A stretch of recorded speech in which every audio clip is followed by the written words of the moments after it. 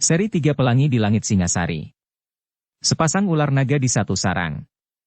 Cerita, Esa Mintarja. Audiobook, novel silat. Bab 49. Sejenak kemudian, maka perkelahian itu pun berlangsung kembali. Empu Sanggadaru tidak lagi berusaha meloncat dan melekat ke punggung harimau itu. Tetapi ia kemudian mempergunakan kecepatannya untuk membingungkan lawannya. Sekali-kali ia meloncat dan berpegangan pada dahan yang menyilang di atas kepalanya. Kemudian turun sambil menyerang dengan galih asemnya. Ketika harimau itu berputar dan berusaha mencengkam dengan kukunya, Empu Sanggadaru meloncat surut. Dalam perkelahian yang demikian, Empu Baladatu mulai melihat perbedaan sifat dan watak yang ada pada kakaknya. Jika semula ia menjadi bimbang, bahwa kakaknya adalah seorang yang lembut dan selalu tersenyum dan tertawa di dalam gurau yang segar, maka perlahan-lahan Empu Sanggadaru telah berubah menjadi seorang yang garang dan bahkan kasar. Geraknya yang semula masih terkendali, telah berubah, seperti tata gerak harimau yang liar itu sendiri. Namun demikian, Empu Sanggadaru masih belum melepaskan keinginannya untuk menangkap harimau itu tanpa melukai kulitnya meskipun ia dapat mematahkan tulangnya dengan sepotong galih asem di tangan kanannya. Cantrik yang memegang busur dan anak panah itu pun menjadi semakin tegang. Sekali-kali ia membidikkan anak panahnya, namun kemudian sambil menarik nafas ia menurunkan busurnya. Sekali-kali ia bergeser namun kemudian ia menjadi bingung pula karena perkelahian yang semakin seru. Luka di lengan goresan-goresan pada punggung dan bahkan di dadanya. Kuku harimau yang tajam itu berkali-kali berhasil menyentuh tubuh Empu Sanggadaru betapapun lincahnya ia bergerak. Melihat darah yang mengalir semakin banyak, Cantrik yang memegang busur itu pun menjadi semakin tegang. Bahkan kemudian ia melangkah semakin dekat sambil mengangkat busur dan anak panahnya. Empu Baladatu pun ikut bergeser mendekat. Betapapun juga, ia tidak akan sampai hati melihat kakaknya berkelahi melawan seekor harimau loreng yang demikian besarnya. Meskipun agaknya Empu Sanggadaru masih ingin menyelesaikan kerja itu seperti yang dikehendaki, maka apabila pada suatu saat keadaan sangat membahayakan, maka Empu Baladatu pun telah menyiapkan tombak pendeknya. Tombak pendek yang dibawa dari padepokan kakaknya pula sebagai kelengkapan untuk berburu. Namun dalam pada itu, baik Cantrik yang membawa busur itu maupun Empu Baladatu dan pengawalnya terkejut ketika mereka melihat Empu Sanggadaru meloncat jauh-jauh dari harimau yang semakin ganas, karena kepalanya benar-benar telah menjadi pening, karena setiap kali terantuk dengan galih asem yang sekeras batu hitam. Bahkan punggungnya serasa retak oleh pukulan-pukulan itu pula. Agaknya harimau itu tidak mau melepaskan mangsanya. Karena itu, ketika Empu Sanggadaru menjauhinya, harimau itu pun meloncat dengan kaki terjulur siap menyobek dadanya. Mereka yang menyaksikan menjadi berdebar-debar. Bahkan Cantrik yang membawa busur itu sudah mulai menarik busurnya. Sementara itu Empu Baladatu pun telah bergeser semakin dekat. Jika terjadi sesuatu, maka ia pun akan segera meloncat dan betapapun tidak dikehendaki oleh kakaknya, ia terpaksa akan menghunjamkan ujung tombaknya ke tubuh harimau itu meskipun dengan demikian berarti, kulit harimau itu akan menjadi cacat. Tetapi baginya jiwa Empu Sanggadaru tentu akan lebih berharga dari selembar kulit harimau yang manapun juga. Apalagi Empu Baladatu masih berharap bahwa ia akan mendapatkan bantuan kakaknya menghadapi kekuasaan Singasari yang tidak disukainya itu. Namun dalam pada itu, Empu Baladatu pun tertegun. Juga Cantrik yang memegang busur itu. Mereka melihat Empu Sanggadaru yang sudah berhasil membuat jarak dari harimau loreng itu pun telah berdiri tegang sambil merentangkan tangannya. "Oh," gumam Cantrik yang membawa busur itu, "kenapa?" Cantrik itu tidak menjawab. Namun tatapan matanya yang tegang terpukau pada tata gerak Empu Sanggadaru selanjutnya. Ketika kuku-kuku harimau yang tajam itu hampir menyentuh kulitnya, tiba-tiba saja Empu Sanggadaru bergeser. Dengan tangkasnya ia menangkap kaki depan harimau itu sebelah. Yang terjadi kemudian adalah di luar dugaan Empu Baladatu dan pengawalnya. Bahkan mereka sama sekali tidak menduga bahwa mereka akan menyaksikan kekuatan yang luar biasa yang ada pada Empu Sanggadaru. Dengan sebelah tangannya, Empu Sanggadaru memutar harimau itu di atas kepalanya. Semakin lama semakin cepat, berbareng dengan auman yang dahsyat dari harimau yang kehilangan kesempatan untuk melawan, justru karena putaran yang semakin cepat. Selagi mereka yang menyaksikan masih termangu-mangu, mereka telah dikejutkan oleh sebuah benturan yang dahsyat pada sebatang pohon raksasa. Ternyata Empu Sanggadaru telah melontarkan harimau itu dan membenturkannya pada pohon raksasa itu dengan kekuatan yang tidak terduga besarnya. Aji Bayu Seketi, desis Cantrik yang masih menggenggam busur itu. Hi, desis Empu Baladatu tanpa berpaling.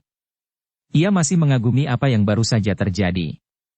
Dilihatnya harimau itu hanya sempat menggeliat dan mencoba berdiri. Tetapi kemudian binatang itu pun terjatuh. Mati. Tanpa luka pada tubuhnya. Namun agaknya tulangnya telah remuk di dalam tubuhnya. Apakah kau menyebut Aji Bayu Seketi? Bertanya Empu Baladatu kepada Cantrik itu. Ya Empu. Empu Sanggadaru menyebut kekuatan yang tidak ternilai besarnya itu Aji Bayu Seketi. Empu Baladatu menarik nafas dalam-dalam. Namun dengan demikian ia menjadi semakin yakin bahwa kedatangannya kepada kakaknya itu agaknya akan sangat bermanfaat. Tetapi apakah Kakang Empu Sanggadaru akan bersedia membantuku? Bertanya Empu Baladatu di dalam hatinya. Sementara itu, Empu Sanggadaru yang hampir di seluruh tubuhnya telah menjadi merah karena darahnya, melangkah perlahan-lahan mendekati harimau yang tergolek mati itu. Dalam pada itu, Cantrik yang membawa busur, Empu Baladatu dan pengawalnya pun dengan tergesa-gesa mendekatinya pula.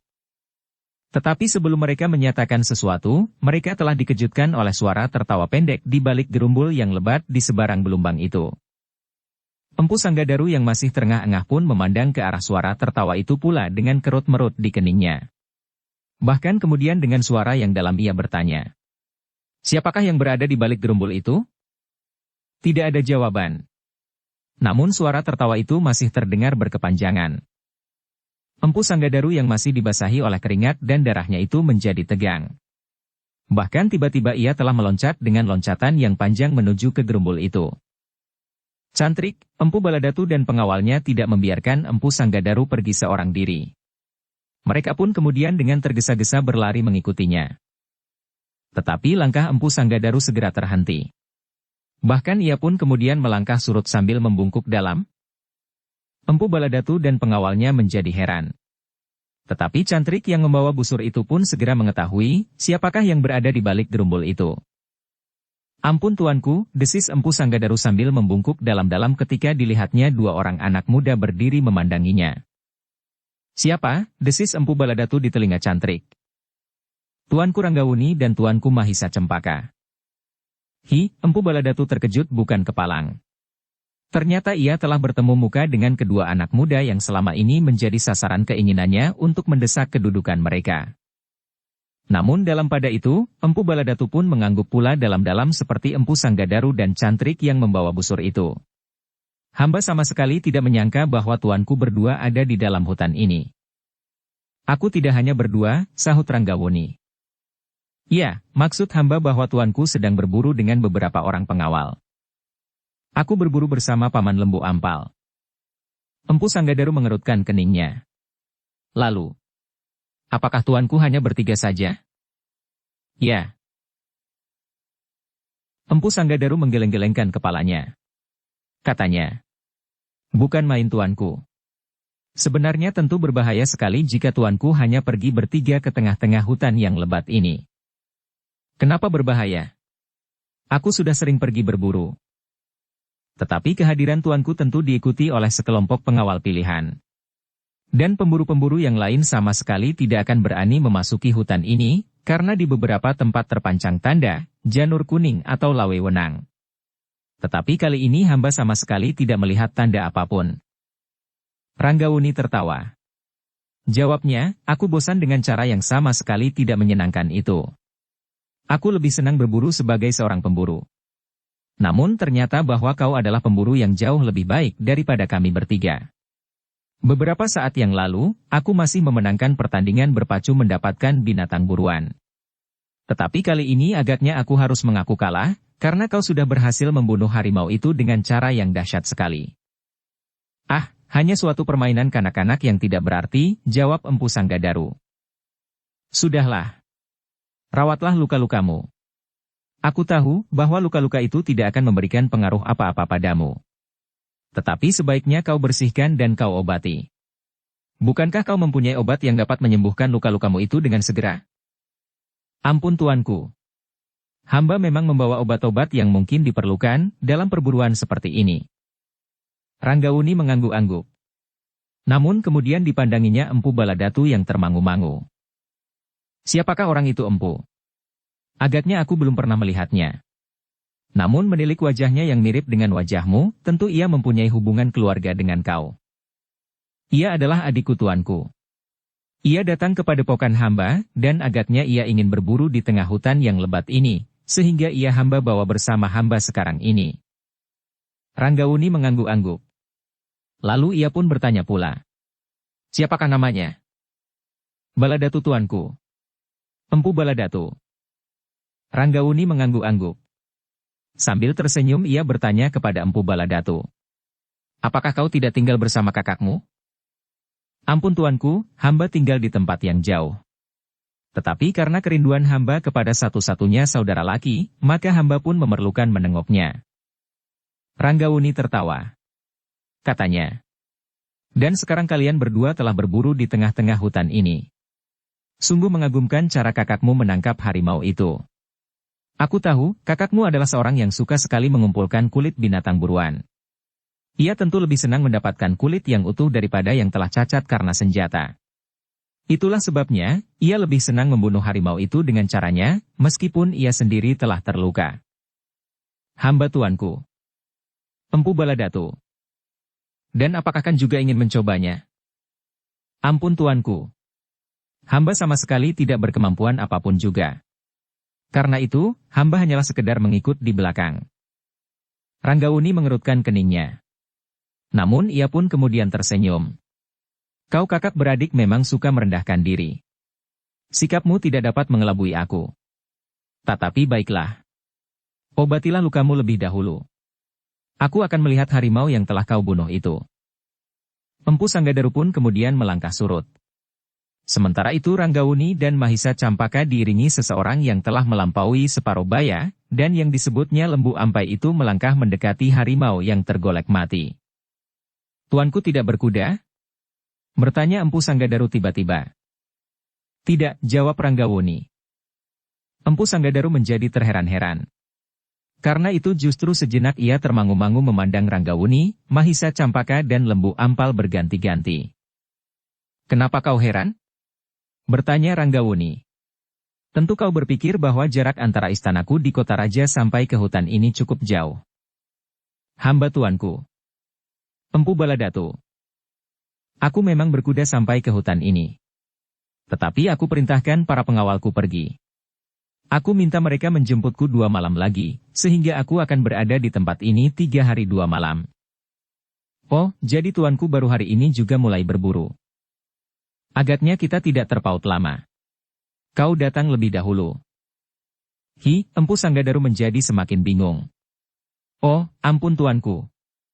Hamba tidak mengerti. Ranggaunilah yang kemudian menjadi heran. Namun kemudian katanya. Kau belum mengobati lukamu. Lakukanlah. Nanti kita akan berbicara tentang saat kehadiran kita masing-masing.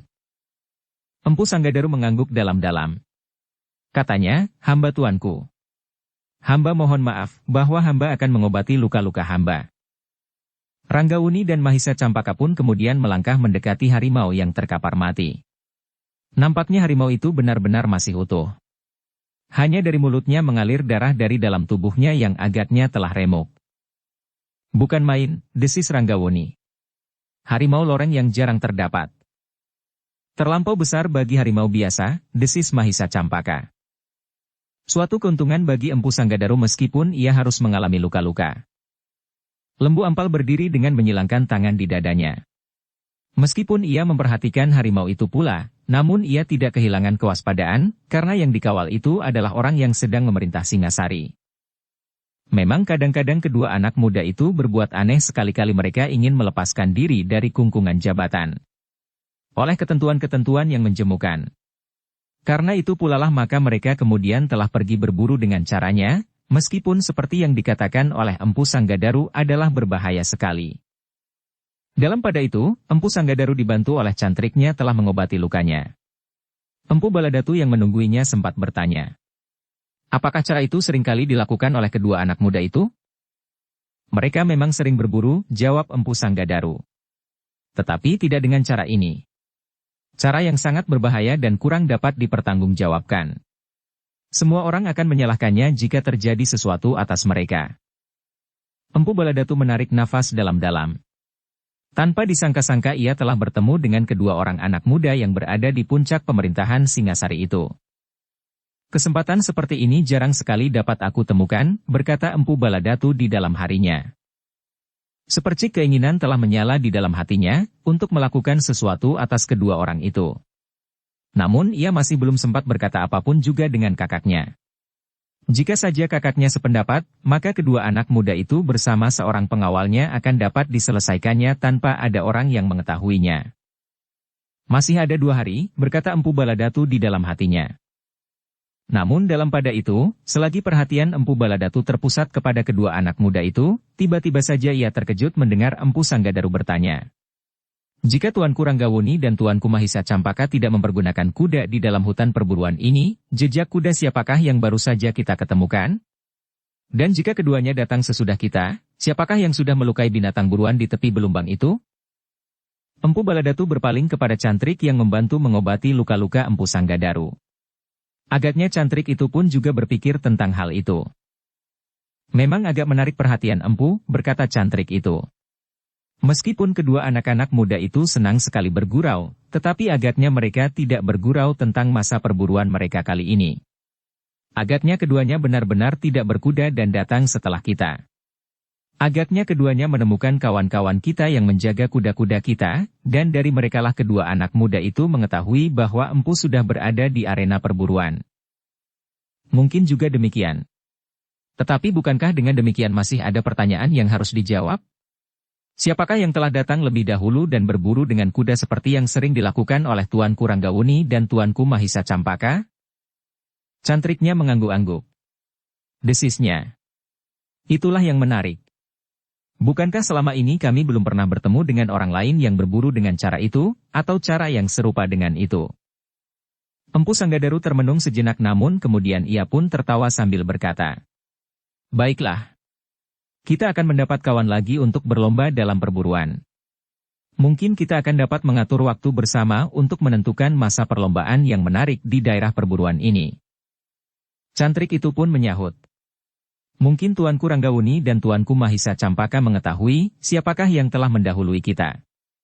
Atau bahkan para senapati dari Istana Singasari. Empu Sanggadaru mengangguk-angguk. Memang mungkin ada orang lain yang berburu seperti yang dilakukan oleh kedua anak muda itu. Mungkin senapati yang pernah mengawalnya atau justru mereka memang mendapat perintah untuk mendahuluinya. Nanti aku akan bertanya kepadanya, gumam Empu Sanggadaru kemudian. Setelah selesai mengobati lukanya, maka ia pun kemudian mengemasi dirinya. Dari tempatnya ia melihat kedua anak muda yang sedang memperhatikan harimau yang telah dibunuhnya itu dengan saksama. Mereka menjadi heran, berkata Empu Baladatu. Tentu mereka sama sekali tidak mengerti bagaimana kau berhasil membunuh harimau itu. Oh, Empu Sanggadaru mengerutkan keningnya. Tentu tidak. Keduanya memiliki kemampuan yang tidak dapat digambarkan. Karena itu, maka mereka pun tentu tidak menjadi heran melihat harimau itu terbunuh. Yang justru mengherankan mereka adalah bahwa di hutan ini terdapat harimau loreng sebesar itu. Empu Baladatulah yang menjadi heran. Dengan ragu-ragu ia bertanya. Apakah kedua anak muda itu memiliki kemampuan untuk melakukannya? Empu Sanggadaru termangu-mangu sejenak. Namun kemudian ia mengelakkan pertanyaan itu dan berkata. Aku tidak tahu pasti. Tetapi keduanya adalah anak-anak muda yang perkasa. Empu Baladatu hanya mengangguk-angguk saja. Sementara itu, tiba-tiba saja Empu Sanggadaru berkata, masih ada kemungkinan kita menemukan harimau loreng yang lain. Dari mana Kakang mengetahuinya? Nih, bertanya Empu Baladatu. Harimau yang terbunuh itu adalah harimau betina. Jika ada harimau jantan yang mendampinginya, tentu harimau itu akan mencarinya. Harimau itu tahu benar apa yang telah terjadi dengan betinanya. Oh, Empu Baladatu mengangguk-angguk. Namun tiba-tiba saja mereka melihat kedua anak muda yang sedang mengamat-amati harimau yang terbunuh itu dengan tergesa-gesa mendekati Empu Sanggadaru. Dengan lantang Ranggawuni berkata, Empu Sanggadaru, kau sudah mendapatkannya seekor. Jika masih ada seekor yang lain, aku mengingininya. Maksud tuanku, jika harimau jantan itu mencarinya. Ya. Biarkan harimau itu di tempatnya sampai malam nanti. Aku akan menungguinya di sini. Tuanku akan menangkap harimau jantan itu? Ya. Empu Baladatu menjadi berdebar-debar. Sekilas dipandanginya wajah kakaknya yang ragu-ragu. Sebenarnya lah Empu Sanggadaru menjadi ragu-ragu.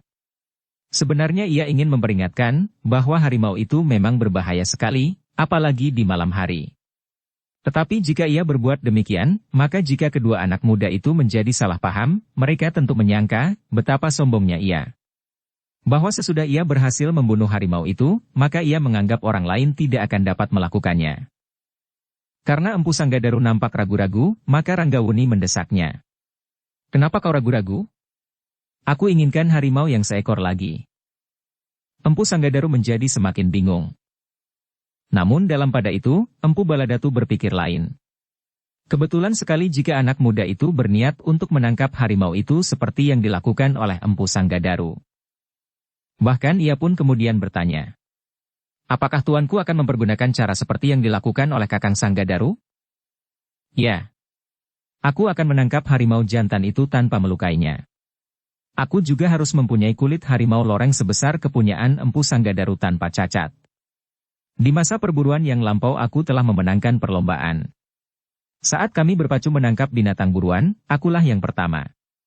Sekarang aku pun harus dapat menyamainya jika ada kesempatan. Kecuali jika harimau itu tidak pernah ada lagi di hutan ini. Empu Baladatu mengangguk-angguk. Katanya, tuanku adalah anak muda yang perkasa. Tentu rakyat Singasari akan berbangga mempunyai seorang maharaja yang memiliki kemampuan yang luar biasa. Lupakan. Aku sedang berusaha melupakan segala-galanya dari kedudukanku. Aku kini adalah pemburu seperti kakakmu. Jika aku masih dibebani kedudukan istana itu, maka aku tidak akan berani berbuat apa-apa. Dan aku akan memanggil pengawal segelar sepapan hanya untuk menangkap seekor harimau. Lembu Ampal menarik nafas dalam-dalam. Kedua anak muda ini memang mempunyai sifat yang agak aneh. Namun dalam pada itu Empu Baladatu berkata, Ampun tuanku. Hamba tidak mengerti maksud tuanku. Tetapi agaknya tuanku ingin melupakan tugas sehari-hari yang menjemukan di istana. Ya. Bukan main. Namun demikian, setidaknya hambalah yang akan menjadi saksi atas kebanggaan rakyat Singasari jika hamba dapat melihat kemampuan tuanku yang tidak ada taranya itu. Aku baru akan mencoba, sahut Ranggawuni. Ampun tuanku. Potong Lembu Ampal, jika hamba boleh mengajukan permohonan, janganlah tuanku lakukan. Sebenarnya lah sangat berbahaya untuk bertempur melawan seekor binatang buas. Apalagi di malam hari. Ranggawuni memandang Lembu Ampal dengan kerut-merut di keningnya. Lalu, tetapi kesempatan serupa itu tidak akan aku temui lagi paman. Lembu Ampal menarik nafas dalam-dalam. Ia sadar bahwa Ranggawuni adalah orang yang keras bati, sehingga jika ia berkemauan, sulitlah kiranya untuk mengurungkannya. Namun sekali ini, maksudnya benar berbahaya.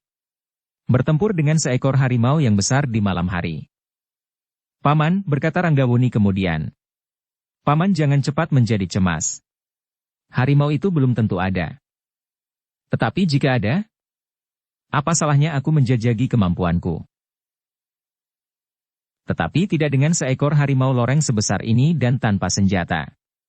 Jika tuanku berkenan membawa sebatang tombak pendek atau pedang, atau bahkan hanya sebilah pisau aku tidak akan cemas. Aku yakin tuanku akan dapat membunuh harimau sebesar apapun juga. Tetapi usaha membunuh harimau dengan tanpa melukainya adalah suatu pekerjaan yang sangat berat. Ranggawuni justru tertawa. Katanya, memang kebiasaan orang-orang tua adalah sangat berhati-hati. Tetapi juga sedikit tidak mempercayai anak-anak muda. Cobalah paman mempercayai aku. Lembu Ampal menjadi bimbang. Sekilas dipandanginya Mahisa Campaka yang sedang berdiri termangu-mangu, seolah-olah ia ingin berkata, kenapa tidak tuanku berdua? Tetapi Mahisa Campaka yang merasa dipandang oleh Lembu Ampal justru berkata, jika Kakanda Ranggawuni memberikan kesempatan itu kepadaku, aku akan menerima dengan senang hati. Ranggawuni tersenyum. Katanya, aku lebih tua daripadamu Adinda. Sebaiknya aku sajalah yang melakukannya. Lembu Ampal menarik nafas dalam-dalam. Sementara itu Empu Sanggadaru menjadi semakin bingung. Tuanku, Empu Baladatulah yang kemudian berkata. Kenapa tuanku ragu-ragu? Seluruh Singasari akan berbangga dengan kemampuan tuanku. Ah, jangan memuji seperti terhadap anak-anak yang segan mandi begitu MPU. Aku memang tidak ragu-ragu. Tetapi bukan karena aku mengharapkan pujian dari siapapun. Aku sekedar ingin menjajaki kemampuanku. Tidak sebagai kebanggaan dan apalagi untuk memperkuat kedudukanku. Wajah Empu Baladatu menjadi kemerah-merahan. Ternyata anak muda itu memiliki tanggapan yang tajam. Meskipun demikian ia berkata, Ampun tuanku. Bukan maksud hamba memuji tuanku seperti memuji kanak-kanak. Setidaknya hamba sendiri benar-benar telah mengagumi tuanku, meskipun baru niat yang terbesit di hati tuanku. Dengan demikian hamba mengetahui betapa kuatnya kemauan yang tersimpan di dalam dada tuanku seperti juga kemauan untuk memerintah dengan sebaik-baiknya. Ranggauni mengerutkan keningnya. Tetapi sebelum ia menjawab, Lembu Ampal telah mendahului. Empu. Agaknya kau pun orang yang luar biasa seperti kakakmu, Empu Sanggadaru. Kau selalu ingin menyaksikan peristiwa-peristiwa yang dahsyat. Setelah kau menyaksikan perkelahian antara Empu Sanggadaru dengan seekor harimau raksasa ini, maka kau masih menunggu peristiwa yang serupa. Ah, desis Empu Baladatu. Bukan maksudku. Tetapi semuanya itu terdorong oleh kekagumanku kepada Tuanku Ranggauni dan Tuanku Mahisa Campaka. Maaf Empu, sahut Ranggauni. Aku melakukannya tidak atas pengaruh perhatian orang lain. Aku melakukan karena keinginanku sendiri. Jika keinginanku tidak mendesak, justru sikap Empu telah mengendorkan niatku. Empu Baladatu akhirnya menyadari bahwa tanggapan yang tajam itu pada suatu saat akan dapat mengungkap niatnya yang sebenarnya apabila ia masih saja berkeras ingin memuji dan mendorong niat itu. Sebenarnya lah Lembu Ampal pun merasakan sesuatu yang kurang wajar pada Empu Baladatu. Namun ia mencoba membatasi dirinya dengan prasangka yang baik. Ia membatasi dirinya dengan dugaan bahwa Empu Baladatu memang hanya sekedar ingin melihat perkelahian yang tentu akan dahsyat sekali. Namun dalam pada itu, Empu Sanggadaru yang ragu-ragu tidak dapat menahan hatinya lagi. Karena itu maka ia pun kemudian menganggukkan kepalanya dalam-dalam sambil berkata, Ampun tuanku. Bukan maksud hamba untuk mengurangi niat tuanku. Tetapi hamba hanya ingin menyarankan agar tuanku melakukannya di siang hari. Jika harimau itu datang sebelum gelap, hamba tidak akan bersikap lain kecuali mempersilahkan tuanku melakukannya, karena hamba yakin bahwa tuanku akan dapat membunuh seekor harimau yang betapapun juga besarnya. Hamba masih ingat bahwa tuanku adalah seorang pemburu yang jauh lebih baik daripada hamba. Namun barangkali ketuaan hambalah yang menyebabkan pengalaman hamba menjadi lebih banyak dari tuanku. Ia berhenti sejenak, lalu. Tuanku. Hamba mohon, jangan tuanku melakukannya di malam hari. Ranggauni tertawa. Katanya. Tentu kau membujukku agar aku melakukannya di siang hari karena harimau itu tentu tidak akan datang sebelum gelap. Sungguh bukan maksud hamba tuanku. Aku mengerti Empu. Kau ingin mencegah aku melakukannya. Dan aku mengerti, bukan semata-mata karena kau merasa lebih baik daripadaku. Tetapi benar-benar kau mencemaskan nasibku setelah kau sendiri mengalaminya dan terluka hampir di seluruh tubuhmu. Empu Sanggadaru menarik nafas dalam-dalam. Ia benar-benar tidak dapat mengelak lagi, agar ia tidak benar-benar dituduh merendahkan anak muda yang sedang berada di puncak pemerintahan Singasari itu. Bahkan Lembu Ampal pun rasa-rasanya menjadi bertambah bingung. Nampaknya Ranggauni benar-benar tidak dapat dicegahnya lagi. Meskipun demikian ia masih mencobanya. Katanya, Tuanku sebaiknya memperhatikan setiap saran. Empu Sanggadaru bukan seorang pemburu yang baru kemarin berada di antara binatang buas. Ia mengenal sifat dan watak binatang, di siang hari dan di malam hari. Tuanku, ada beberapa perbedaan di antara kehidupan seekor binatang dengan kehidupan kita. Apalagi kelengkapan jasmaniah seekor harimau jauh berbeda dengan kelengkapan jasmaniah manusia. Di malam hari mata seekor harimau seolah-olah menjadi lebih tajam. Sedang penglihatan kita di malam hari menjadi sangat terbatas. Ranggauni masih saja tertawa. Katanya, Terima kasih Paman. Aku tidak melihat kesempatan yang serupa di kesempatan lain. Sekali lagi, yang paman cemaskan itu mungkin tidak akan terjadi, karena tidak ada seekor harimau pun yang datang di tempat ini. Tetapi jika seekor harimau itu datang, barulah paman dapat memikirkan semua kemungkinan yang dapat terjadi. Hamba mengerti tuanku. Tetapi tuanku adalah pusar perhatian seluruh rakyat Singasari. Mungkin di Singasari ada 1000 atau lebih pemburu yang tidak setangkas tuanku. Tetapi hamba tidak akan membuang waktu untuk mencegahnya, karena mereka tidak merupakan tumpuan harapan seluruh rakyat. Ranggawuni berpikir sejenak. Namun kemudian jawabnya, apakah paman sudah memastikan bahwa aku akan dapat dibunuh oleh harimau itu? Pertanyaan itu benar-benar telah mengejutkan Lembu Ampal, sehingga ia termangu-mangu sejenak. Namun kemudian jawabnya terbata-bata, tentu tidak tuanku. Tentu bukan itulah yang hamba maksudkan. Tetapi, Ranggawuni tertawa lagi sambil berkata, teruskan paman. Atau barangkali aku dapat meneruskannya. Bukankah paman ingin mengatakan bahwa kemungkinan itu ada? Lembu Ampal tidak menjawab, tetapi kepalanya sajalah yang terangguk-angguk. Paman, berkata Ranggawuni. Tentu aku masih ingin tetap hidup. Aku masih ingin mengabdikan diriku bagi Singasari. Karena itulah, maka paman jangan cemas. Aku mengharap mudah-mudahan aku dapat menangkap harimau itu. Dengan cara yang sama, yang dilakukan oleh Empu Sanggadaru. Oh, anak keras kepala, geram Lembu Ampal di dalam hati. Tetapi ia tidak dapat mengatakannya. Yang terloncat dari bibirnya adalah, tetapi tuanku, bukankah hamba dan adinda tuanku diperkenankan menyaksikan perkelahian itu dari dekat? Terserahlah kepada paman. Paman dapat melihat dari dekat, jika hal itu terjadi. Jika setelah semalam suntuk kita menunggu, dan tidak ada seekor tikus pun yang mendekat, maka paman sudah tentu tidak akan dapat melihat perkelahian yang manapun juga. Lembu Ampal mengangguk-angguk. Katanya, jika tuanku memang sudah berniat bulat untuk melakukannya, maka kami tidak akan dapat berbuat apa-apa, kecuali menyaksikan apa yang akan terjadi. Ya. Dan yang akan terjadi itu masih tergantung sekali dengan hadir atau tidaknya harimau yang seekor lagi itu. Baiklah tuanku, berkata Empu Sanggadaru kemudian. Namun sebagai pengalaman dapatlah hamba katakan, bahwa harimau ini sangat buas dan liar. Sehingga aku pun harus berkelahi dengan buas dan liar pula. Aku mengerti paman. Aku sudah melihat bagaimana paman membanting harimau itu pada sebatang pohon.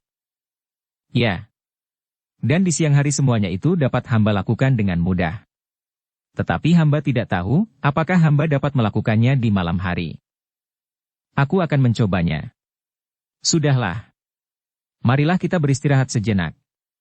Malam nanti aku akan berada di tempat ini, atau di tempat aku mengintai perkelahian Empu Sanggadaru itu. Empu Sanggadaru mengangguk-angguk. Marilah. Aku minta biarlah harimau itu berada di tempatnya. Barangkali ada orang yang dapat kau perintahkan untuk menungguinya agar tidak diganggu oleh binatang buas yang lain. Tetapi apabila datang seekor harimau loreng yang lain, maka aku minta orang yang menungguinya dapat memberikan isyarat. Aku akan segera datang. Karena aku akan beristirahat di tempat yang tidak terlalu jauh. Di lapangan rumput itu tuanku, bertanya Empu Sanggadaru. Tidak. Itu terlampau jauh. Aku akan berada di sekitar tempat ini bersama Adinda Mahisa Campaka dan Paman Lembu Ampal. Empu Sanggadaru termangu-mangu sejenak. Namun kemudian katanya, hamba akan berada di lapangan kecil itu. Tetapi malam nanti hamba akan berada di sini. Baiklah. Nah, siapakah yang akan menunggui harimau ini, dan isyarat apakah yang akan diberikan? Kami membawa beberapa panah sendaren tuanku. Dan biarlah cantrik hamba itulah yang menjaganya, jawab Empu Sanggadaru. Dan seorang kawan hamba, sahut Empu Baladatu. Terima kasih. Aku akan beristirahat sejenak sambil menunggu harimau itu di siang hari atau di malam hari. Empu Sanggadaru pun kemudian mohon diri bersama Empu Baladatu sementara cantriknya yang seorang dan pengawal Empu Baladatu menjaga tubuh harimau yang mati itu. Nanti aku akan menyuruh kawanmu itu menggantikanmu dan pengawal Baladatu, berkata Empu Sanggadaru kepada cantriknya. Cantrik itu mengangguk-angguk. Sebenarnya ia segan sekali untuk duduk menunggui harimau mati itu. Tetapi jika itu yang dikehendaki, apalagi atas perintah Tuanku Ranggawuni, maka ia tidak akan dapat ingkar. Dalam pada itu, ternyata Ranggawuni dan Mahisa Campaka berada tidak jauh dari tempat itu bersama Lembu Ampal. Untuk mengisi waktu maka mereka telah menangkap beberapa ekor burung yang akan dapat mereka pergunakan untuk makan mereka sehari itu. Demikian pula Empu Sanggadaru. Karena bekal yang dibawa hanyalah untuk hari itu saja, maka ia pun berusaha untuk menangkap beberapa jenis binatang buruan kecil yang dapat dipergunakannya untuk makan mereka selama mereka belum mendapatkan binatang buruan yang cukup besar. Sasaran yang paling mudah bagi mereka adalah burung-burung yang berterbangan di pepohonan. Burung yang cukup besar dan banyak. Baik Empu Sanggadaru maupun Ranggawuni dan Mahisa Campaka adalah pembidik-pembidik yang baik sehingga setiap kali panah mereka tentu mengenai sasarannya. Dalam pada itu, perhatian Empu Baladatu ternyata tertuju kepada Ranggawuni dan Mahisa Campaka, ia sebenarnya menjadi kagum terhadap kedua anak-anak muda itu. Agaknya mereka benar-benar dua orang anak muda yang memiliki kepercayaan pada diri sendiri dan kemampuan yang dapat dibanggakan meskipun nampaknya keduanya cukup rendah hati. Sedangkan pengawalnya yang seorang itu pun agaknya seorang yang benar-benar telah masak dalam olah kanuragan. Singasari memiliki kekuatan yang besar sekali, berkata Empu Baladatu di dalam hatinya. Tetapi jika puncak kekuasaannya dapat dilenyapkan, maka tentu akan terjadi kelumpuhan pada pemimpin-pemimpin yang lain. Memang kadang terbersit keinginan Empu Baladatu untuk menangkap dan menguasai kedua anak muda itu. Dengan demikian ia akan dapat memaksakan beberapa kehendaknya terhadap Singasari. Namun agaknya hal itu tidak akan mungkin dapat dilakukannya. Ia bertiga dengan kedua pengawalnya tentu tidak akan dapat berbuat banyak melawan kedua anak muda itu beserta Lembu Ampal. Karena itu, ia mengharap agar sesuatu terjadi atas Ranggawuni dengan harimau itu. Tanpa Ranggawuni hati Mahisa Campaka tentu sudah menjadi hambar. Sementara itu, Empu Sanggadaru dan cantriknya yang seorang telah mendapatkan beberapa ekor burung dengan demikian maka mereka pun kemudian menjadi sibuk. Empu Baladatu dan seorang pengawalnya pun ikut pula membantu, mencabuti bulu burung itu dan kemudian menyalakan api untuk memanggangnya. Hal yang serupa dilakukan pula oleh Ranggawuni, Mahisa Campaka dan Lembu Ampal sambil menunggu isyarat dari kedua orang yang menunggui harimau itu. Tetapi sampai matahari menjadi semakin rendah, tidak ada seekor binatang pun yang mendekati harimau mati itu. Apalagi seekor harimau. Menjelang senja, maka Empu Sanggadaru telah mengirimkan cantriknya yang seorang dan pengawal Empu Baladatu yang lain untuk menggantikan kedua kawannya dengan pesan dan pengalaman seperti yang harus dilakukan oleh kedua kawannya yang lain. Malam nanti aku akan berada di sana pula, berkata Empu Sanggadaru. Sementara itu, Empu Sanggadaru dan Empu Baladatu sempat beristirahat sejenak. Namun kemudian mereka pun segera mempersiapkan diri pula. Nampaknya cahaya langit menjadi semakin merah dan hutan itu pun menjadi semakin suram. Mudah-mudahan harimau itu tidak sepasang, desis Empu Sanggadaru meskipun ia tidak yakin pada kataknya. Empu Baladatu sama sekali tidak menjawab. Apalagi ia justru mengharap harimau itu sepasang dan yang seekor akan datang di malam hari mendekati betinanya yang telah terbunuh. Ketika gelap mulai turun, Empu Sanggadaru pun memberikan beberapa pesan kepada cantrik dan pengawal Empu Baladatu yang harus menunggui kuda-kuda mereka. Meskipun tempat itu merupakan tempat yang terbuka, sehingga jarang sekali didatangi oleh binatang buas yang besar, namun mereka harus tetap berhati-hati. Bukan saja terhadap binatang-binatang buas, tetapi berhati-hati pulalah terhadap ular-ular berbisa, pesan Empu Sanggadaru. Demikianlah maka Empu Sanggadaru dan Empu Baladatu segera menuju ke daerah perburuan yang mendebarkan itu. Di tempat yang ditentukan, mereka menunggu sejenak kedatangan Ranggawuni dan Mahisa Campaka. Ternyata keduanya bersama Lembu Ampal pun segera datang pula. Agaknya Ranggawuni benar-benar akan melakukan niatnya menangkap harimau jantan yang mungkin akan dalang itu tanpa melukainya. Tetapi tuanku, berkata Empu Sanggadaru kemudian. Di samping segala pertimbangan yang telah tuanku dengar, apakah tuanku tidak mempertimbangkan pula jejak kaki kuda yang kita lihat di sekitar tempat ini? Ranggawuni mengerutkan keningnya. Seperti Empu Sanggadaru dan kawan-kawannya, Ranggawuni pun sudah mengetahui jejak kaki-kaki kuda itu, tetapi seperti Empu Sanggadaru pula, mereka sama sekali tidak mengetahui siapakah yang telah mendahului mereka berburu di hutan itu. Kenapa kita harus memperhitungkan mereka? Bertanya Ranggawuni.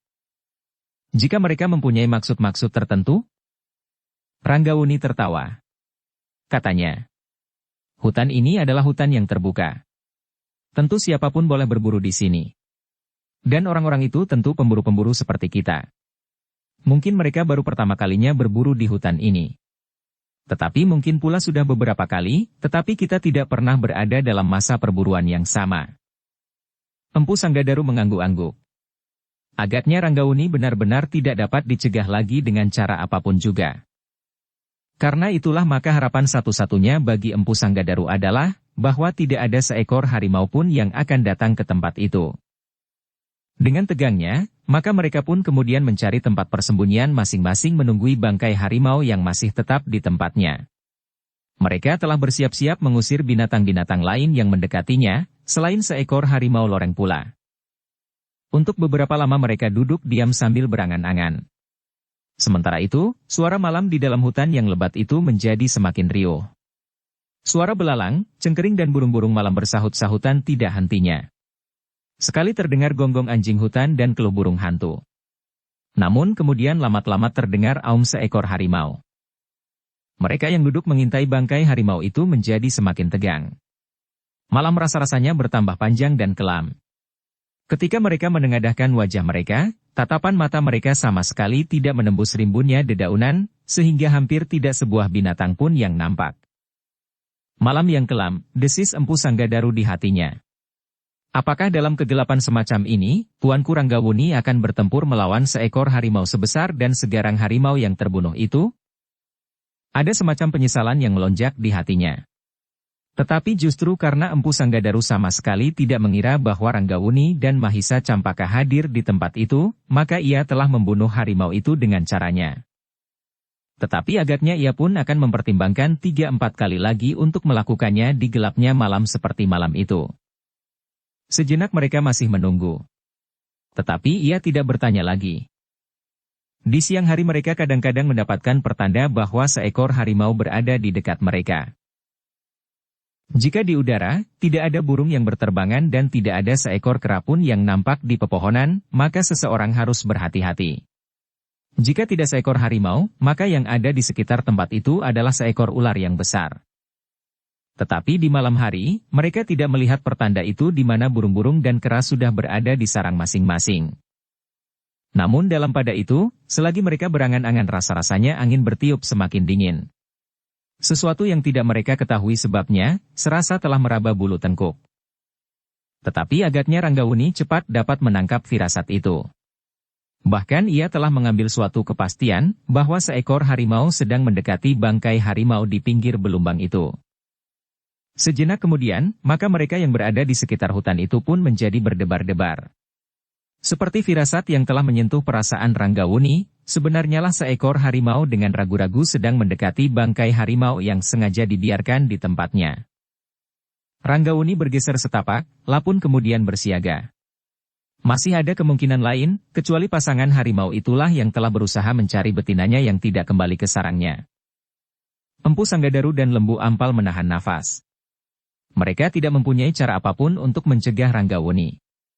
Mereka sadar sepenuhnya bahwa yang akan dilakukan oleh Ranggawuni adalah sesuatu yang sangat berbahaya. Tetapi gejolak darah muda yang mengalir di dalam dada telah mendorongnya untuk melakukan sesuatu yang justru berbahaya itu. Sesaat kemudian Ranggawuni telah menggamit Lembu Ampal, seolah-olah ia memberikan isyarat bahwa saatnya untuk bertindak telah tiba. Hati-hatilah tuanku, desis Lembu Ampal karena ia merasa tidak dapat berbual apa-apa lagi. Sekilas terbayang olehnya Mahisa Agni yang tidak ada di tempatnya. Jika terjadi sesuatu atas Ranggawuni maka Mahisa Agni tentu akan menyalahkannya pula. Tetapi ia sama sekali tidak mempunyai pengaruh dan kekuasaan yang cukup untuk mencegahnya. Sesaat kemudian Ranggawuni itu pun bangkit berdiri. Dengan hati-hati ia melangkah mendekati harimau yang agaknya sedang merenungi betinanya yang sudah tidak bernyawa lagi. Tetapi ternyata pendengaran harimau itu begitu tajamnya. Meskipun Ranggawuni sudah memperhitungkan angin, namun desir kakinya lelah mengejutkan harimau itu. Terdengar harimau itu menggeram. Ketika harimau itu berpaling, nampaknya sepasang matanya bagaikan menyala kebiru-biruan. Terasa dada Ranggawuni berdesir. Mata harimau itu bagaikan memancar menyilaukannya. Demikian pula orang-orang lain yang berada di sekitar tempat itu. Mereka bahkan merasa ngeri untuk menyaksikan apa yang bakal terjadi. Mahisa Campaka yang tidak mendapat kesempatan untuk berbuat sesuatu atas harimau itu, menggamit kakandanya. Tetapi ia sama sekali tidak mengucapkan sepatah kata pun. Namun dari sikapnya, Ranggawuni mengerti bahwa adindanya itu minta agar ia berhati-hati. Demikianlah, maka Ranggawuni pun bergeser semakin dekat dengan harimau yang termangu-mangu. Namun suaranya menjadi semakin keras, bahkan kemudian terdengar harimau loreng yang besar itu mengaum dengan dahsyatnya. Bersamaan dengan gema yang memantul dari pekatnya hutan itu, Ranggawuni meloncat semakin dekat. Tangannya yang cekatan lelah bersilang di dadanya. Meskipun di lambungnya terselip sebilah pisau belati, namun ia sama sekali tidak berniat untuk menariknya. Sejenak kemudian Ranggawuni itu pun telah berhadapan dengan harimau loreng yang ragu-ragu itu. Namun ketika ia yakin bahwa yang ada di hadapannya itu adalah makhluk yang lain, maka sekali lagi harimau itu mengaum. Ranggawuni pun telah bersiaga sepenuhnya, ia mengerti betapa garangnya harimau itu. Apalagi di malam hari. Orang-orang yang menyaksikan kedua makhluk yang sudah siap untuk bertempur itu menjadi berdebar-debar. Menurut pengertian mereka, seekor harimau mempunyai pandangan yang jauh lebih tajam dari mata manusia di malam hari. Apalagi malam yang kelam di tengah-tengah hutan yang pekat. Orang-orang yang ada di sekitar tempat itu tidak dapat memperhatikan dengan jelas apa yang telah terjadi. Tetapi dalam kegelapan itu mereka melihat bayangan harimau itu merunduk. Lembu Ampal menjadi gemetar. Bahkan rasa-rasanya ia sendiri ingin segera meloncat mendahului menerkam harimau itu, sebelum harimau itu meloncat menerkam Ranggawuni. Tetapi Lembu Ampal tidak berani melakukannya. Jika ia berbuat demikian, kemudian dengan pisau belati sepasang di kedua tangannya ia membunuh harimau itu, maka ia tentu akan mendapat hukuman. Jika bukan badaniah tentu hukuman batiniah yang tentu akan terasa lebih berat, ia bahkan mungkin akan diusir dari istana. Itulah sebabnya, ia hanya dapat berdoa, mudah-mudahan Yang Maha Agung melindungi Ranggawuni yang masih sangat muda itu. Dalam kegelapan malam, mereka yang berada di sekitar tempat itu melihat remang-remang harimau itu mulai bergerak. Tetapi yang nampak hanya samar-samar sekali. Itu pun hanya mereka yang memiliki tatapan mata yang sangat tajam. Tetapi Empu Sanggadaru dan Empu Baladatu sempat pula melihat gerak harimau itu. Betapa perkasanya di antara geramnya yang mendirikan bulu roma. Namun dalam pada itu, sesuatu telah melonjak di dalam hati Empu Baladatu. Seolah-olah harapannya akan segera dapat terlaksana. Ranggawuni akan dikoyak-koyak oleh harimau yang ganas itu. Tentu Mahisa Campaka tidak akan bertahan lama. Ia akan mengalami kejutan batin yang tidak akan dapat diatasinya, berkata Empu Baladatu di dalam hatinya. Tetapi ada satu yang tidak diketahui oleh orang-orang yang mencemaskan nasib Ranggawuni. Ia memiliki ilmu yang seolah-olah merupakan inderanya yang keenam. Dengan latihan-latihan yang berat, sebenarnya lah ia seolah-olah melihat, meskipun tidak dengan mata wadaknya, apa saja yang akan dilakukan oleh harimau yang garang itu. Dalam pada itu, sejenak kemudian setiap hati menjadi tergetar karenanya. Harimau itu mengaum sekali lagi sambil meloncat menerkam Ranggawuni. Tetapi Ranggawuni benar-benar telah bersiaga. Dengan tangkasnya ia bergeser ke samping sehingga harimau itu tidak berhasil menyentuhnya. Seperti yang dilakukan oleh Empu Sanggadaru maka Ranggawuni pun segera meloncat ke punggung harimau itu. Kedua tangannya segera memeluk leher harimau itu dan jarinya dengan kuatnya mencengkam bulu-bulunya. Harimau itu terkejut. Ketika benda yang terasa melekat di punggungnya itu tidak segera hilang, maka harimau itu pun menjadi marah. Dengan garangnya ia mengibaskan dirinya, bahkan kemudian sambil meloncat dan berguling-guling. Tetapi Ranggawuni yang berpegangan kuat sekali itu sama sekali tidak terlepaskan. Berbeda dengan Empu Sanggadaru yang sebelah tangannya memegang sepotong galip asem, Ranggawuni sama sekali tidak memegang apapun juga. Karena itulah maka ia dapat lebih erat berpegangan pada leher harimau itu. Betapapun juga harimau itu berusaha, namun ia tidak berhasil melemparkan Ranggawuni dari punggungnya. Dengan tegang Empu Sanggadaru, Empu Baladatu dan Lembu Ampal memperhatikan perkelahian itu. Seorang cantrik dan pengawal Empu Baladatu tidak dapat mengikutinya dalam keseluruhan. Kadang-kadang mereka sama sekali tidak melihat apa yang terjadi. Hanya kadang-kadang saja mereka dapat merasakan betapa dahsyatnya perkelahian itu. Setiap kali terdengar harimau itu menggeram dan bahkan mengaum. Suaranya bagaikan gemuruhnya banjir. Namun Ranggawuni masih tetap melekat di punggung harimau itu. Tetapi di gelapnya malam, harimau itu telah terbentur-bentur pada batang-batang kayu yang besar dan kokoh. Betapapun kuatnya tangan Ranggawuni, namun karena gerak harimau yang marah itu bagaikan angin pusaran yang berputar-putar tanpa menghiraukan keadaan di sekitarnya, maka lambat laun telah menjadi kendor pula. Tetapi Ranggawuni menyadarinya. Ia sudah melihat apa yang terjadi pada Empu Sanggadaru ketika orang itu berkelahi membunuh harimau loreng yang betina itu. Karena itulah maka ia menjadi lebih berhati-hati, ia tidak ingin memukul harimau itu dengan apapun juga. Ia ingin membiarkan harimau itu menjadi lelah sendiri dan kehilangan segenap tenaganya. Tetapi ternyata bahwa kekuatan harimau itu jauh lebih besar dari yang diduganya. Sehingga dengan demikian, ia pun dapat mengukur kekuatan jasmaniah Empu Sanggadaru. Apalagi setelah Empu Sanggadaru mengeterapkan ilmunya, sehingga ia mampu mengangkat harimau betina itu, memutarnya di atas kepala dan membenturkannya pada sebatang pohon yang besar. Aku tidak akan berbuat seperti yang sudah dilakukan oleh Empu Sanggadaru, berkata Ranggawuni. Itulah sebabnya ia justru berusaha berpegangan semakin kuat. Setiap kali ia membetulkan kedua tangannya yang menggenggam bulu-bulu leher, bahkan kulit leher harimau itu. Tetapi ternyata bahwa harimau itu tidak segera menjadi lelah. Ia masih berguling-guling dan melonjak-lonjak dengan dahsyatnya, untuk melemparkan makhluk yang melekat di punggungnya. Tetapi harimau itu tidak segera berhasil. Betapapun ia berusaha, namun yang melekat di punggungnya itu seolah-olah telah menyatu pada kulit dagingnya. Meskipun demikian, benturan-benturan pada pepohonan, batu-batu dan semak-semak, seolah-olah telah menggoreskan luka-luka di seluruh tubuh Ranggawuni. Justru bukan oleh kuku-kuku harimau itu, tetapi oleh kulit-kulit kayu, ranting-ranting yang berpatahan dan ujung-ujung batu yang runcing. Luka-luka itu semakin lama semakin terasa pedih, sedangkan harimau itu masih juga belum berhenti. Apalagi kemudian harimau itu berusaha untuk melontarkan makhluk di punggungnya itu dengan kaki belakangnya.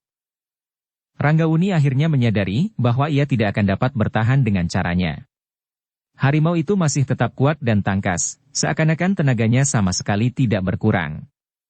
Jika ia masih tetap pada caranya, maka mungkin sekali, ia akan menjadi lelah lebih dahulu daripada harimau loreng itu. Namun sama sekali tidak terbersit niat pada Ranggawuni untuk melukai harimau itu dengan senjata. Karena itulah, akhirnya Ranggawuni harus mengambil cara lain. Apalagi mengenai kulitnya dan menggoreskan luka pada kulitnya. Untuk beberapa saat Ranggawuni masih bertahan. Dan dalam pada itu, mereka yang menyaksikan perkelahian itu pun menjadi semakin tegang. Meskipun mereka tidak melihat karena pekatnya malam di hutan yang lebat itu, namun mereka dapat membayangkan bahwa tubuh Ranggawuni tentu sudah menjadi merah oleh darahnya. Tetapi tidak seorang pun yang dapat berbuat apapun juga. Mereka hanya dapat berdiri membeku. Sekali-sekali lembu ampal meraba pisau berburunya yang terselip di lambung. Tetapi ia tidak beranjak dari tempatnya. Mahisa Campaka yang tidak mendapat kesempatan untuk berkelahi dengan harimau itu menjadi tegang. Bahkan lambat laun menjadi khawatir juga melihat bayangan yang seolah-olah berputaran dan melonjak-lonjak. Sementara dedaunan nampak bagaikan ditiup angin prahara. Suara ranting-ranting yang berpatahan dan batu yang terlontar, membuat hatinya semakin kecut. Ranggawuni sedang berusaha, bagaimanakah cara yang sebaiknya untuk menaklukkan harimau itu tanpa melukainya dengan senjata. Namun untuk tetap diam di atas punggung harimau itu, ia yakin bahwa ia tidak akan dapat berbuat apa-apa. Karena itulah, maka Ranggawuni pun kemudian mempergunakan tangannya untuk menyerang harimau itu. Tidak dengan sepotong galih asem, tetapi dengan sisa telapak tangannya. Sekali-sekali jika ia mendapat kesempatan, maka tangan kanannya pun melepaskan leher harimau itu, dan dengan dahsyatnya menghantam kening. Ternyata pukulan tangan Ranggawuni telah berpengaruh atas harimau lawannya. Ketika sisi telapak tangan Ranggawuni mengenai dahi harimau itu, di antara kedua matanya, maka harimau itu pun menggeram dengan dahsyatnya sambil meloncat mengejut. Ternyata loncatan itu benar-benar tidak diduga oleh Ranggawuni. Apalagi ia telah melepaskan sebelah tangannya. Itulah sebabnya, maka ia pun telah terlempar pula dari punggung harimau yang melonjak dengan dahsyatnya itu. Ternyata Ranggawuni masih mampu menguasai dirinya, ia jatuh pada kedua kakinya yang merendah pada lututnya. Sejenak Ranggawuni melihat harimau yang merasa telah kehilangan beban itu. Agaknya harimau itu tidak mau membiarkan lawannya mendapat kesempatan. Dengan serta-merta ia sekali lagi mengaum sambil menerkam dengan kedua kaki depannya. Ranggawuni tidak sempat meloncat untuk mengelakkan diri. Karena itu ia harus segera berbuat sesuatu. Itulah sebabnya, maka ia pun segera menjatuhkan dirinya menelentang. Dengan demikian maka harimau itu seolah-olah telah membujur tepat di atasnya dengan kedua kaki depannya terjulur lurus ke depan. Namun pada saat itu, ketika kaki-kaki harimau itu hampir saja merobek wajah Ranggawuni yang menelentang di tanah, maka tiba-tiba saja sebuah kekuatan yang tidak terkira besarnya telah melemparkan harimau itu. Ternyata Ranggawuni masih sempat mempergunakan kedua kakinya yang tepat menghantam perut harimau itu. Demikian besarnya kekuatan kaki Ranggawuni sehingga harimau itu telah terlempar ke udara. Sebuah benturan yang dahsyat telah terjadi. Agaknya harimau itu telah membentur sebuah dahan yang besar di atasnya. Terdengar sebuah auman yang maha dahsyat. Harimau itu kemudian meluncur dengan derasnya. Dengan menggeliat, harimau itu berusaha jatuh pada keempat kakinya. Namun benturan yang telah terjadi agaknya telah menyakitinya. Bahkan kesakitan yang amat sangat, sehingga karena itu pula lah, maka harimau itu tidak lagi dapat menguasai tubuhnya sebaik-baiknya. Dengan demikian, maka setelah benturan itu terjadi, dan harimau itu terlempar kembali ke tanah, ia tidak berhasil berdiri pada keempat kakinya. Yang terjadi adalah, harimau itu jatuh miring pada pundaknya. Harimau yang kesakitan itu meronta. Tetapi tenaganya ternyata telah jauh berkurang. Apalagi ketika kemudian sebuah pukulan sisi telapak tangan mengenai tengkuknya. Tidak hanya satu kali, tetapi beberapa kali. Harimau itu menjadi semakin lemah. Bahkan seolah-olah telah kehilangan keseimbangannya sehingga ketika harimau itu mencoba berdiri, maka setelah terhuyung-huyung sejenak, maka harimau itu pun kemudian terjatuh dengan lemahnya, meskipun masih saja menggeram dan sekali-sekali mengaum dengan dahsyatnya. Namun suaranya tidak lagi melambangkan kegarangannya. Bahkan seolah-olah yang terdengar adalah suatu rintihan kesakitan yang memelas. Ranggawuni yang hampir di seluruh tubuhnya telah digores luka-luka oleh kuku harimau dan batu-batu karang serta ranting yang berpatahan, kemudian berdiri tegak di sisi harimau yang sedang merintih itu. Dengan berdiri di atas kedua kakinya yang renggang, ia telah siap untuk mengakhiri perkelahian yang dahsyat dan mendebarkan jantung itu. Perlahan-lahan tangan kanannya telah terangkat. Dengan sebuah ayunan ilmunya yang dilontarkan dengan kekuatan yang tidak sepenuhnya, ia akan dapat mematahkan tulang belakang harimau itu dan mematikannya tanpa melukainya.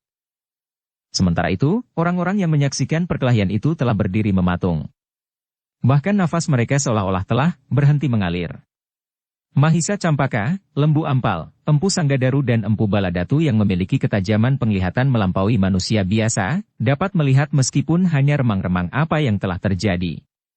Sedangkan Cantrik dan pengawal Empu Baladatu, dengan susah payah mencoba pula untuk mengerti bagaimana akhir dari perkelahian itu. Dengan tegang orang-orang yang berada di sekitar tempat itu menunggu, apakah yang akan dilakukan oleh Ranggawuni. Lembu Ampal yang mengerti sebaik-baiknya kemampuan tangan Ranggawuni, apalagi dalam kekuatan ilmu puncaknya, agaknya tidak akan perlu mengulangi lagi. Bahkan mungkin tulang-tulang harimau itu akan remuk dan demikian juga, keutuhan kulitnya akan menjadi cacat. Namun setelah beberapa saat lamanya mereka menunggu Ranggawuni tidak juga mengayunkan tangannya. Bahkan tangan itu perlahan-lahan telah mengendor, dan akhirnya terkulai di sisi tubuhnya.